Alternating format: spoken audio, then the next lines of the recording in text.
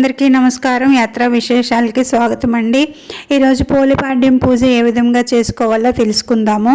పోలిపాడ్యం కోసం ఇలా 33 ఒత్తులు రెడీ చేసుకోవాలండి. ఒక్క ఒత్తుగా చేసుకున్నా పర్వాలేదు, ఇలా 3గా లేకపోతే 2గా అయినా తయారు చేసుకోవచ్చు.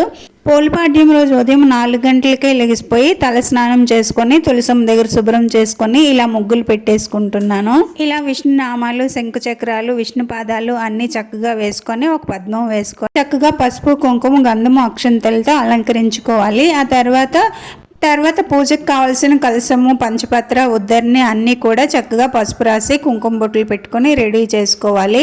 ఆ తర్వాత తులసమ్మ దగ్గర దీపాలు వెలిగించుకోవాలి. ఇప్పుడు దొరికితే పుట్టమన్ను లేదంటే తులసి కోటలో ఉన్న మట్టిని తీసి ఒక 3 ముద్దలుగా చేసుకొని ఇక్కడ పెట్టుకోవాలి. ఈ 3 మట్టి ముద్దలు పెడతారు, కానీ ఇది ఏ దేవతలకు ప్రతీకలు అనేది చాలా మందికి తెలియదండి. ఇందులో మొదటి ముద్ద వినాయకుడు, రెండోది కార్తీక దామోదరుడు, మూడోది శివపార్వతులండి. ఇలా ఈ దేవతలను ఆవాహనం చేసిన తర్వాత పసుపు, కుంకుమ, గంధము, అక్షింతలు, పువ్వులు అన్నీ అలంకరించుకొని నైవేద్యము, తాంబూలము సమర్పించుకోవాలండి. ఇప్పుడు ఇత్తడి పళ్ళెం తీసుకొని చక్కగా గంధం రాసి బొట్లు పెట్టుకొని ఈ పద్మం మీద పెట్టుకొని పళ్ళెనికి చక్కగా పువ్వులతో అలంకరణ చేసుకోవాలండి. ఈ పళ్ళెంలో నీళ్లు పోసి పువ్వులు, అక్షింతలు, గంధము, పసుపు, కుంకుమ వేసుకోవాలి. అన్నీ ఇలా రెడీ చేసుకున్న తర్వాత ఆచమనము, సంకల్పము చెప్పుకొని చక్కగా పూజ చేసుకోవాలి.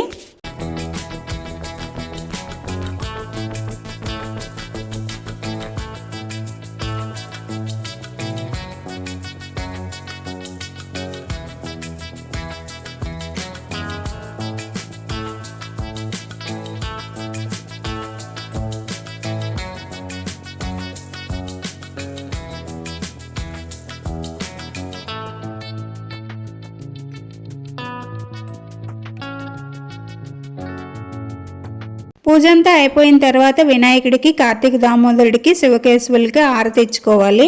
ఇప్పుడు అరటి దొప్పల్లో కానీ అవి దొరకకపోతే ఇలాంటి దోనాల్లో కానీ లేదంటే కొబ్బరి చిప్పల్లో కానీ దీపాలను వెలిగించుకొని ఈ పళ్ళెంలో విడిచిపెట్టుకోవాలండి. ఈ దీపాలకి నైవేద్యం కూడా పెట్టాలి.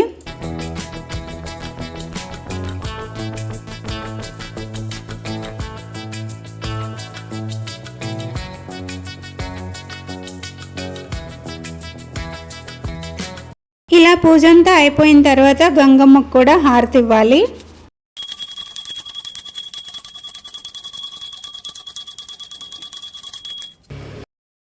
చక్కగా మనస్ఫూర్తిగా నమస్కారం చేసుకున్న తర్వాత కూర్చొని కొన్ని అక్షతలు చేతిలో పట్టుకొని పోలిపాడ్యం కథ చదువుకోవాలండి.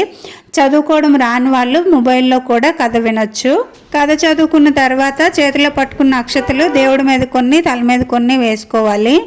ఇంకా దీపాలన్నీ కొండెక్కిపోయిన తర్వాత ఇవన్నీ కూడా తీసి ఎవరు తొక్కని చోట పచ్చని చెట్లు మొదట్లో వేసేయాలండి. సింపుల్గా చేసుకోవాలంటే పోలిపాడ్యం పూజ విధానం ఇంతేనండి. ఇంకా డీటెయిల్డ్గా కావాలంటే ఇంకో వీడియో కూడా పెట్టాను, డిస్క్రిప్షన్లో ఇస్తాను, ఎండ్ కార్డ్స్లో కూడా ఇస్తానండి, ఒకసారి చెక్ చేసేయండి. వీడియో ఎలా ఉందో కామెంట్ చేసి చెప్పండి. నచ్చితే లైక్ చేసి హైప్ ఇవ్వండి. ఇంకో మంచి వీడియోతో మళ్ళీ కలుద్దాం. అంతవరకు సెలవండి. బాయ్.